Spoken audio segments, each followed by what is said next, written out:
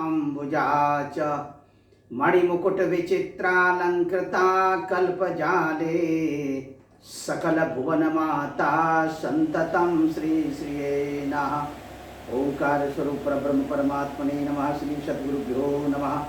जय ब्रह्मदेव, जय ब्रह्मदेव, जय जय ब्रह्मदेव। ब्रह्मर्षि ब्रह्मज्योति ज्योतिष यूट्यूब चैनल में मैं आप सभी दर्शकों का हार्दिक अभिनंदन एवं स्वागत करता हूं। प्रिय दर्शकों, मैं फिर से उपस्थित हुआ हूं एक नया वीडियो लेकर के मिथुन राशि वालों के लिए सितंबर के महीने में उनके राशिफल को लेकर के। सितंबर का ये महीना मिथुन राशि वालों का कैसा व्यतीत होने वाला है, कहां कहां पर कैसे कैसे किस किस तरह की मिथुन राशि वालों को सफलता मिलने वाली है और कहां कहां पर आपको सावधानी रखने की आवश्यकता है। दर्शकों, ज्योतिष विषयक तमाम वीडियो हमारे द्वारा आप सब तक बना करके भेजे जा चुके हैं। सभी वीडियो को अलग अलग तरीके से अलग अलग उसकी रूप रेखा संरचना के तहत हमने जो बना करके भेजे हैं, सभी वीडियो ज्ञानवर्धक वीडियो हैं। ज्योतिष शास्त्र अपने आप में एक विशालतम शास्त्र है। ज्योतिष शास्त्र एक ऐसा शास्त्र है, जितना आप इसको पढ़ते रहेंगे और इसके अंदर आप जितना गोता लगाते रहेंगे उतना ही आपको आनंद आएगा और उतना ही आपका ज्ञान बढ़ेगा। इसीलिए इस शास्त्र का कोई अंत ही नहीं। आप नित्य प्रतिदिन रोज अपने प्रैक्टिस के तौर पर इस ज्योतिष शास्त्र को पढ़ते रहिए और पढ़ते रहने से आपको कुछ न कुछ नया नया मिलता ही जाएगा। ये व्यक्तिगत तौर पर अपने अनुभव की बात भी मैं आपको साझा कर रहा हूँ। यहाँ पर ज्योतिष शास्त्र मैंने इसीलिए कहा कि ये विशालतम शास्त्र है, क्योंकि अन्य शास्त्रों के अगर हम कहीं पर तुलना करते हैं ज्योतिष शास्त्र से, तो अन्य शास्त्र ये बिल्कुल अलग से कमज़ोर पड़ने लगते हैं। अन्य शास्त्रों की स्थिति उतनी अधिक प्रभावशाली नहीं देखी गई है। ज्योतिष शास्त्र ही केवल एक ऐसा शास्त्र है जो अत्यधिक रूप से प्रभावशाली भी है, और ज्योतिष शास्त्र की जानकारी प्राप्त करने से आपको अपनी सही दिशा और सही दिशा का और दिशा के साथ साथ दशा का भी आकलन आप वास्तविक रूप में कर सकते हैं। ज्योतिष शास्त्र के द्वारा अनेक तरह की शुभाशुभ घटनाओं के बारे में पहले से ही जानकारी मिल जाती है। पहले से जानकारी कर लेना अपने लिए बहुत ही लाभप्रद होता है, क्योंकि यदि हम पहले से ही अपने जीवन के बारे में, अपनी नित्य नैमित्तिक दैनिक उस जो हमारी प्रक्रियाएं हैं, जो हमारी नित्य नैमित्तिक रोज होने वाली जो क्रियाएं हैं, उनके बारे में यदि पहले से ही जानकारी मिल जाती है, तो उनके द्वारा, उन क्रियाओं के द्वारा यदि हम किसी भी समय आकाशीय सौरमंडल में ग्रहों की गोचरीय स्थिति से प्रभावित होते हैं, तो हम कब प्रभावित हो रहे हैं, कैसे प्रभावित हो रहे हैं, ये हमको अपने इस गोचरीय ग्रहों की स्थिति के द्वारा पता चल जाता है। दूसरी तरफ आपकी अपनी जन्म पत्रिका में ग्रहों का जो तालमेल है, ग्रहों का जो कॉम्बिनेशन है, वो किस तरह से बैठा हुआ है, किस तरह से बनता है, इस पर भी निर्भर करता है। ज्योतिष शास्त्र में बहुत बातों का इस तरह से विचार किया गया है कि आपका अपना व्यक्तिगत स्वभाव कैसा होगा, आपका अपना स्वरूप कैसा होगा, और उस जातक का जिसके बारे में आप विचार कर रहे हैं, सीधे सीधे तौर पर आप जन्म पत्रिका से आप यह बताने में सक्षम रहते हैं कि इसकी जो लंबाई है, कितना फुट जो है ये लंबा होगा, कितना फुट कितना इंच है, यहाँ तक की बातें आप बता सकते हैं। इसी के साथ स्वभाव के साथ साथ उसके जीवन में, यानी कि जिसके बारे में आप विचार कर रहे हैं उसके जीवन में क्या कुछ संभव है, कब कैसा उसके जीवन काल में किस तरह की घटनाएं घटित होने वाली हैं, कौन सा ऐसा समय उसके जीवन में आएगा जिसके कारण कि उसका मान बढ़ेगा, उसका सम्मान बढ़ेगा और उसी के साथ आर्थिक रूप से भी वह अपने समाज में समाज का एक प्रभावशाली व्यक्ति समझा जाता है। लेकिन वो कब होगा, ये सब बातें आपके अपनी जन्म पत्रिका में ग्रहों की जो स्थिति आपके जन्म पत्रिका में जो दर्शाई गई हो वह यदि आपके अनुकूल है और उसका गोचरीय ग्रहों के साथ यदि तालमेल ठीक बैठता हुआ दिखाई दे रहा है तो उस समय में इस तरह की स्थितियां बनती हुई नजर आती हैं।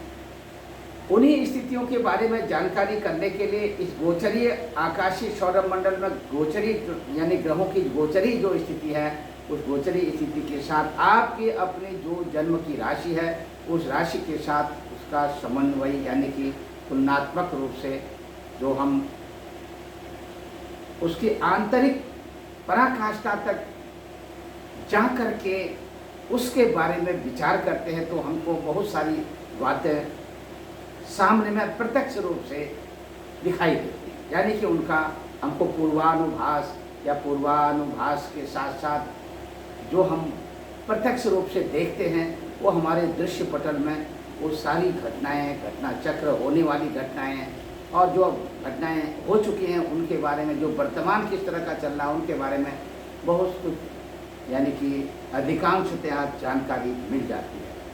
दर्शकों, मैं आपको बताना चाहूँगा समय एक जैसा किसी का नहीं होता, समय बदलता रहता है। कभी राजा तो कभी रंक, कभी रंक तो फिर राजा।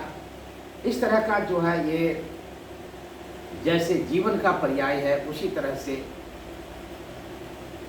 इस जीवन की जो गतिविधियां हैं, इस जीवन को यानी कि एक जीने की जो कला है उसको हम उसी अंदाज में जीते हैं जिस तरह की स्थिति हमारी जन्म पत्रिका में यानी कि उस व्यक्ति के बारे में जिसके बारे में आप जानकारी कर रहे हैं उसकी जन्म पत्रिका में स्थितियाँ पूर्ण रूप से आप उसको देखने में सक्षम हैं तो ठीक है, नहीं है तो किसी विद्वान ज्योतिषी के पास जा कर के अपने बारे में अपनी जन्म पत्रिका को दिखा करके सही दिशा का आकलन करना चाहिए, जिसके अनुसार आप अपनी सही दिशा और दशा के अनुसार यदि आप कार्य करते हैं उस दशा का जो प्रभाव पड़ेगा आपके जीवन में अत्यधिक रूप से सकारात्मक प्रभाव ही पड़ेगा।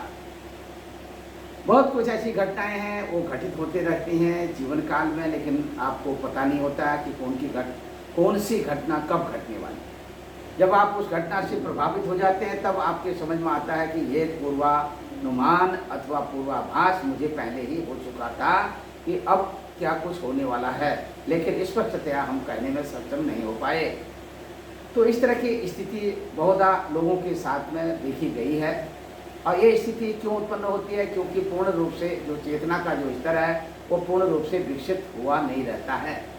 इसीलिए दर्शकों अपने चैतन्य स्वरूप को भी पूर्ण रूप से विकसित करना चाहिए, क्योंकि ये जो मानव का जो ये चैतन्य स्वरूप है ये अपने आप में स्वयं में इतना विकसित है, लेकिन विकसित होते हुए भी हम अपने उस चैतन्यता के द्वारा यानी कि चैतन्य स्वरूप में जा कर के चेतना की उस पराकाष्ठा के तहत कार्य करने में सक्षम नहीं रहते हैं। यदि हम सक्षम हैं तो हमको सीधे तौर पर अपने उस होने वाली उन घटनाओं के साथ में सीधे तौर पर जुड़ना चाहिए, और यही एक हमारी दिव्य दृष्टि का यानी कि दिव्य दृष्टि का एक जो है संचालन करने वाली एक अभिव्यक्ति जो शरीर के अंदर में विद्यमान रहती है, उसी के तहत हम कार्य करने की अपने अंदर में क्षमता रखते हैं। जीवन में बहुत सारी घटनाएं घटित होती हैं और जीवन कभी एक जैसा नहीं चलता है, यानी कि जीवन के अंदर आप देख सकते हैं अपने पूर्ण जीवन को आप यदि अब एक कसौटी पर अगर आप सीधे तौर पर देखना चाहते हैं तो निश्चित तौर पर आप अपना पूर्व आपका जो जीवन था वहाँ पर किस तरह से आपका जीवन व्यतीत हुआ और किस तरह की प्रक्रियाएँ आपको करनी पड़ी, वर्तमान में कैसे आप जी रहे हैं, भविष्य में क्या कुछ होने वाला है, क्योंकि आपका जो भविष्य है वो आपके वर्तमान रूपी नौका में सवार है। उसी के तहत ये जो ग्रह नक्षत्र गोचर आदि जिनको आप वर्तमान में गोचरीय संज्ञा को देते हुए ट्रांजिट पोजीशन कहते हैं अंग्रेजी में, इसके तहत में पूर्ण रूप से उनका विचार करते हुए आप सब कुछ समझ सकते हैं अपने मासिक राशिफल के तहत। मासिक राशिफल इसी दिशा की ओर आपको यानी कि आपका मार्गदर्शन कर रहा है, और ये मार्गदर्शन ही नहीं अपितु आपको अपने जीने की एक कला भी सिखाता है कि आपको कैसे जीना चाहिए, कैसे रहना चाहिए, कैसे खाना चाहिए, कब कब आपके जीवन काल के दौरान कौन सी घटना आपको किस तरह से प्रभावित कर सकती है। ये सब ज्योतिष शास्त्र में आपकी ग्रहणी गोचरीय स्थिति के द्वारा सब कुछ पता लगने में आप स्वयं भी इसे जानकारी प्राप्त कर सकते हैं और पता लगा सकते हैं, अथवा आप सीधे तौर पर हमारे इस वीडियो के साथ जुड़ करके हमारी वीडियो को शुरू से लेकर अंत तक देखें, और तभी आपके समझ में कुछ आएगा। थोड़ा सा देख लेने से उसमें कुछ भी पता नहीं चलेगा। और इसी के साथ आप हमारी वीडियो के साथ बने रहें और हमारे ब्रह्म ज्योति यूट्यूब चैनल के साथ जुड़े रहें। यदि अभी तक आपने हमारे ब्रह्म ज्योति यूट्यूब चैनल को सब्सक्राइब नहीं किया है तो आप इसे जरूर सब्सक्राइब करें, लाइक करें और शेयर करें। तो दर्शकों, मैं यहाँ पर आपको बताना चाहूँगा, देखिए आपकी अपनी जो राशि है वह है मिथुन राशि। मिथुन राशि का यानी कि 3 नंबर का अंक जो है यहाँ पर हमने लिखा हुआ है। 3 नंबर का अंक हमने यहाँ पर लिखा फर्स्ट हाउस में। ये आपका एक जन्मांग चक्र समझ लीजिए या राशि चक्र समझ लीजिए। इस राशि चक्र में 12 खाने हैं और इन 12 खानों से अलग अलग तरीके से विचार किया जाता है। उदाहरण के तौर पर जैसे आपका जो पहला खाना है, इसको जो है आप लग्न की संज्ञा हमारे आचार्य ने दी है। यदि आपकी लग्न भी मिथुन लग्न है और आपकी राशि भी मिथुन है तो ये मिथुन यानी 3 का अंक यहीं पर आएगा, यानी मिथुन राशि यहीं पर लिखी जाएगी। और इसी के साथ में यदि आपकी मिथुन राशि है और आपका लग्न भिन्न है यानी इससे अलग है तो आपका लग्न का जो राशि अंक है वो यहाँ पर लिखा जाएगा। और आपकी राशि इन 12 भावों पर उस लग्न की राशि के अनुसार 12 भावों पर कहीं पर भी हो सकती है। यहाँ पर दर्शकों, ये आपकी लग्न है और आपकी लग्न के साथ साथ आपकी राशि भी है। तो आप इतना जरूर जानिएगा कि आपकी राशि के जो स्वामी ग्रह हैं वो हैं बुध देवता। आपकी राशि के स्वामी बुध देवता हैं। आकाशीय सौरभ मंडल में भगवान सूर्यदेव ग्रहों के राजा कहलाते हैं। भगवान सूर्यदेव को प्रणाम करते हुए, क्योंकि ग्रहों के राजा भगवान सूर्यदेव को क्यों कहा गया है इसकी भी मैं आपको जानकारी दे रहा हूँ। भगवान सूर्यदेव को ग्रहों का राजा इसीलिए कहा गया है क्योंकि भगवान सूर्य देवता के ही प्रकाश से सारे ग्रह नक्षत्र आदि त्रिभुवन सब प्रकाशित होते हैं। अन्य ताराओं में, अन्य ग्रहों में, अन्य नक्षत्रों में अपना स्वयं का कोई प्रकाश नहीं है। इसीलिए दर्शकों, भगवान सूर्य देवता को साक्षात परमेश्वर के रूप में, ब्रह्म के रूप में पूजा जाता है। यहाँ पर भगवान सूर्य देवता को पूजने की जो परंपरा है ये हमारे सनातन धर्म से चली आ रही है, क्योंकि भगवान सूर्य देवता ही ब्रह्म के प्रतीक हैं, यही पर ब्रह्म पिता परमेश्वर कहलाते हैं। तो उनको प्रणाम करते हुए अपनी इस श्रृंखला को आगे बढ़ाते हैं। भगवान सूर्य देवता इस समय में दर्शकों आपकी अपनी राशि है मिथुन राशि। आपकी राशि से आप देखते हैं तीसरे स्थान पर सिंह राशि है। सूर्य देवता सिंह राशि पर संचलन कर रहे हैं, यानी आपके पराक्रम स्थान पर। पराक्रम स्थान पर सूर्य देवता की जो स्थिति है यहाँ पर आप देख सकते हैं। सूर्य देवता अपनी स्वराशि में विराजमान है। सिंह राशि भगवान सूर्य देवता की अपनी स्वयं की राशि। अब यहाँ पर सूर्य देवता की जो अपनी स्वयं की राशि सिंह राशि है, यहाँ पर सूर्य देवता 16 सितंबर 2022 तक यहीं पर रहेंगे और 16 सितंबर के बाद 17 सितंबर के दिन एक सिंह राशि से कन्या राशि की वो चले जाएंगे। कन्या राशि में 17 सितंबर को जैसे ही जाएंगे तो 17 सितंबर को कन्या राशि, कन्या की संक्रांति होगी। तो दर्शकों, कन्या राशि में जाते ही कन्या की संक्रांति के पुण्य काल में स्नान, दान, तर्पण आदि करते रहना चाहिए। यानी स्नान, दान, तर्पण आदि करने से आपको अपने पितरों की आपके ऊपर कृपा बरसती है, आपका मान बढ़ता है, सम्मान बढ़ता है। आपके घर कुटुंब परिवार में हर तरह से शांति बनी रहती है। तो इसी के साथ दर्शकों फिर से मैं आपको बताना चाहूंगा,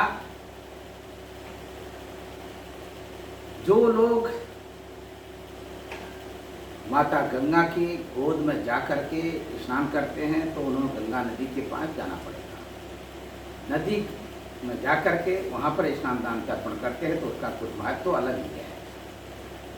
तो जिनके अपने जो जहाँ से माता गंगा का जो प्रवाह, जिन लोगों के स्थान से माता गंगा का जो प्रवाह चल रहा हो, यानी कि अपने समीपस्थ नगर के आसपास यदि आपकी गंगा माता का प्रादुर्भाव हुआ हो, यानी माता वहाँ से निकल रही हो गंगा मैया, तो आप अपनी गंगा माता में वहाँ जा कर के गंगा जल से स्नान करें, वहीं तर्पण करें, वहीं पर जा कर के अपने पितरों के निमित्त श्राद्ध करके पिंडार्पण करें। इससे आपको जन्म पत्रिका में यदि किसी भी तरह का पितृदोष हो तो पितृदोष से भी आपको निवृत्ति हो जाएगी।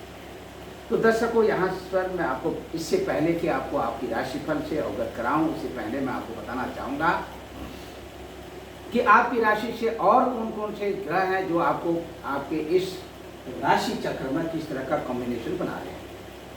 इस समय में आप देख सकते हैं दर्शकों, यहाँ पर जो चंद्र देवता की स्थिति है, ये देखिए सूर्य देवता की स्थिति मैंने आपको बता दिया है। चंद्र देवता की स्थिति तुला राशि पर यहाँ पर संचलन करती है। तुला राशि में चंद्र देवता और सवा दो दिन के इसी क्रम में चंद्र देवता 12 राशियों का भ्रमण करते हुए फिर से तुला राशि में आकर के ये सितंबर का महीना व्यतीत हो जाएगा। इस तरह से बात करते हैं आपकी राशि से चंद्र देवता की जो स्थिति है, ये आपकी राशि से पंचम स्थान पर है। अब बात करते हैं भौम देवता की। भौम देवता देखिए आपकी राशि से 12वें स्थान पर है। यहाँ पर देखिए 12वें स्थान में इसमें वृषभ राशि में संचरण कर रहे हैं। वृषभ राशि में भौम देवता की स्थिति और बुध देवता की स्थिति को आप देख सकते हैं कन्या राशि पर। कन्या राशि आप देख सकते हैं आपकी मिथुन राशि से यानी चतुर्थ स्थान पर, चौथे भाव पर कन्या राशि है। यहाँ पर बुध देवता अपनी यथावत स्थिति बनाए रखते हैं। गुरु देवता की स्थिति को आप देख सकते हैं। गुरु देवता आपकी राशि से 10वें स्थान पर मीन राशि पर। मीन राशि गुरु देवता की अपनी खुद की स्वयं की राशि है। यहाँ पर 10वें स्थान पर यथावत स्थिति बनाए रखेंगे।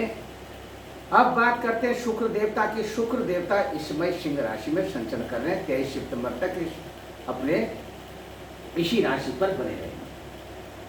24 सितंबर को शुक्र देवता सिंह राशि से कन्या राशि पर आ जाएंगे।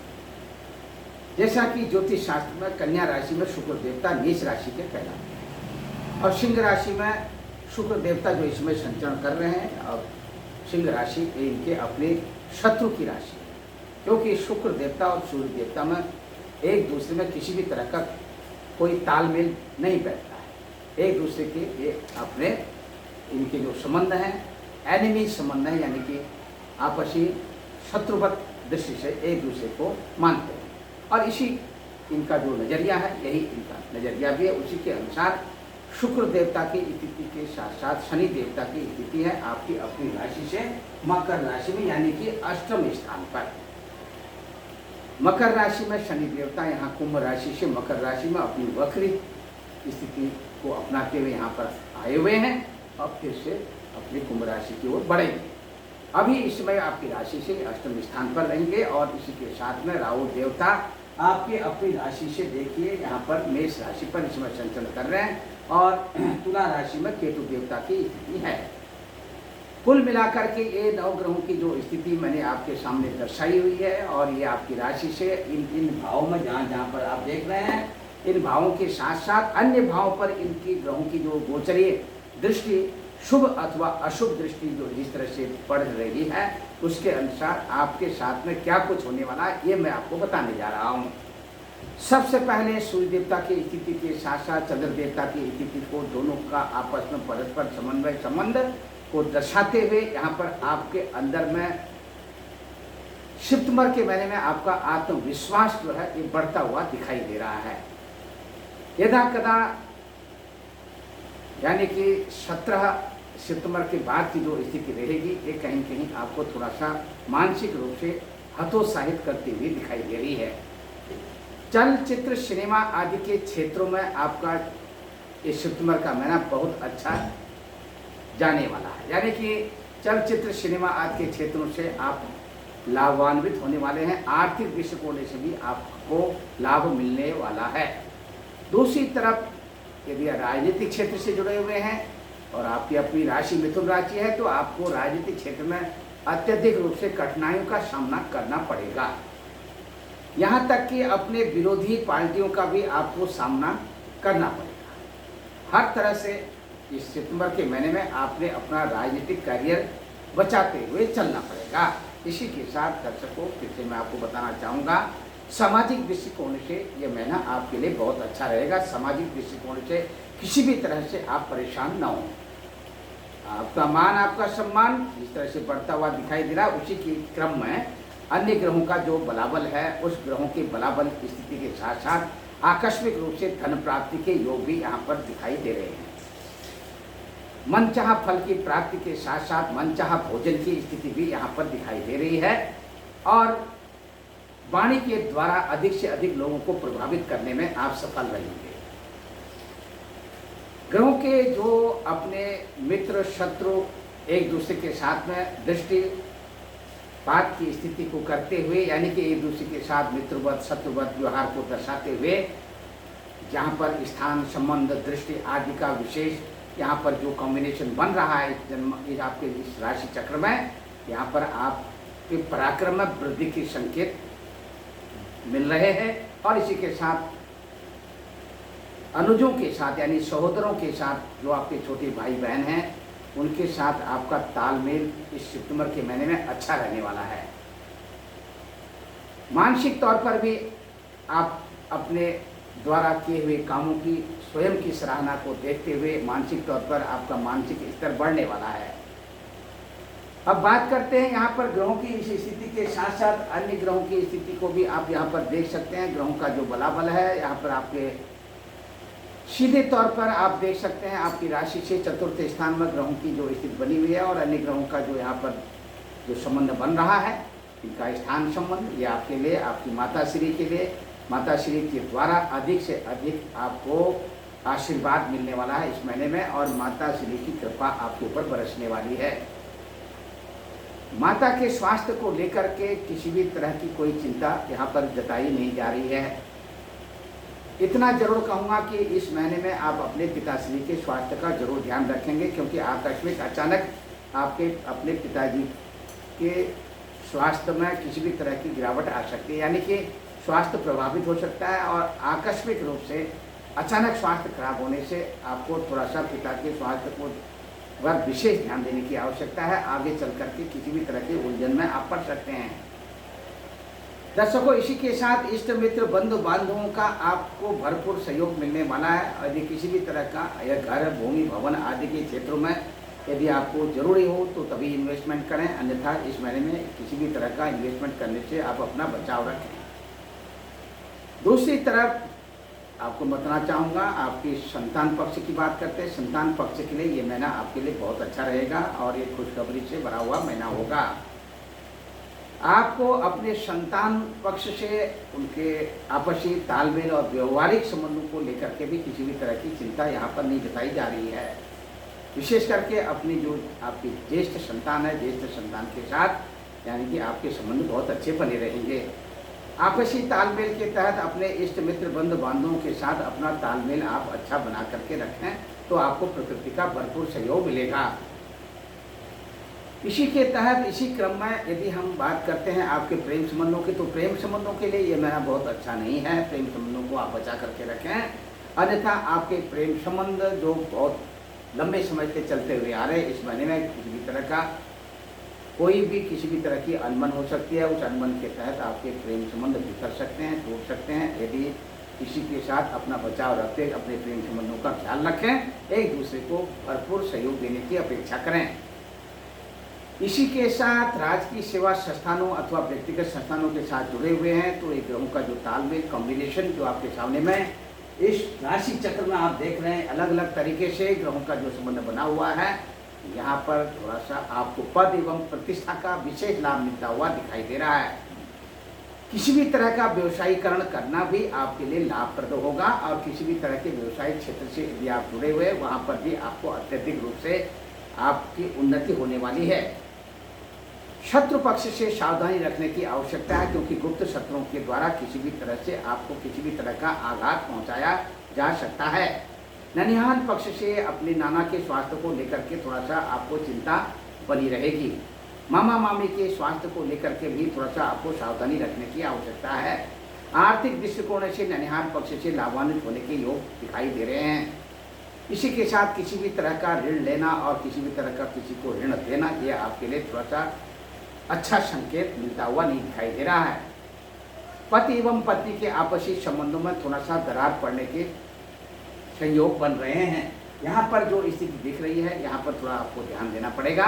आप अपने पति पत्नी के आपसी संबंधों में थोड़ा सा एक दूसरे के प्रति प्राकृतिक रूप से सहयोग लेने की अपेक्षा करें, तो आपको निश्चित तौर पर आपके घर में खुशहाली की स्थिति रहेगी। इसी के साथ एक दूसरे के प्रति किसी भी तरह का कटाक्ष न करें। एक दूसरे की बातों को नज़रअंदाज न करते हुए अपने गृहस्थ जीवन का पालन करें, तो आपके घर परिवार कुटुंब में शांति की स्थिति बनी रहेगी। दर्शकों, इसी के साथ साथ व्यापारिक बंधुओं के लिए यह महीना बहुत अच्छा खुशखबरी से भरा हुआ महीना रहेगा। शेयर मार्केट में इन्वेस्टमेंट करने से इस महीने में आप बचें। बहुत जरूरी हो तभी इन्वेस्टमेंट करें, अन्यथा इन्वेस्टमेंट तभी करें अथवा बहुत ज़रूरी हो यदि आपको करना ही करना है तो आप अपने इस शेयर मार्केट से संबंधित जानकारों की सलाह लेकर के ही इन्वेस्टमेंट करें। इसी के साथ दर्शकों, दूरदेशी उत्तरी पश्चिमी देशों की यात्रा आपकी बहुत अधिक रूप से सफल रहेगी। दक्षिणी पूर्वी देशों की यात्रा तथा इससे अन्य दिशाओं की यात्रा थोड़ा सा आपको कहीं कहीं विचलित कर सकती है। अपने स्वास्थ्य का ध्यान रखते हुए यात्रा करें और स्थानीय यात्रा में किसी भी तरह से परेशानी नहीं होने वाली है। स्थानीय यात्रा को आप करें। दार्शनिक यात्रा के दौरान भी आपको अपना ख्याल रखना पड़ेगा और दार्शनिक यात्रा यदि आप जाते हैं, कहीं पर तीर्थ स्थानों में यात्रा करते हैं, तो अपने सेहत का खूब ख्याल रखें और इसी के साथ आपकी यात्रा सफल रहेगी। और इसी के साथ दर्शकों, फिर से मैं आपको बताना चाहूँगा, इस महीने का जो आपका लकी नंबर है, लकी नंबर 3 नंबर है और लकी कलर आपका हरा कलर है। इसी के साथ दर्शकों, आगे चल करके सर्वे भवन्तु सुखिनः, सर्वे सन्तु निरामया, सर्वे भद्राणि पश्यन्तु मा कश्चित् दुःखभाग् भवेत्। ओम पूर्णमदः पूर्णमिदं पूर्णात् पूर्णमुदच्यते पूर्णस्य पूर्णमादाय पूर्णमेवावशिष्यते।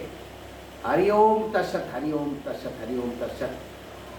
दर्शकों, यदि अभी तक आपने हमारी ब्रह्म ज्योति ज्योतिष यूट्यूब चैनल को सब्सक्राइब न किया हो तो इसे आप सब्सक्राइब करें, लाइक करें और शेयर करें। शुरू से लेकर अंत तक आप हमारी इस वीडियो को देखें और इसके साथ ही हमारी अगली वीडियो का इंतजार करें। जय ब्रह्मदेव, जय ब्रह्मदेव, जय जय ब्रह्मदेव।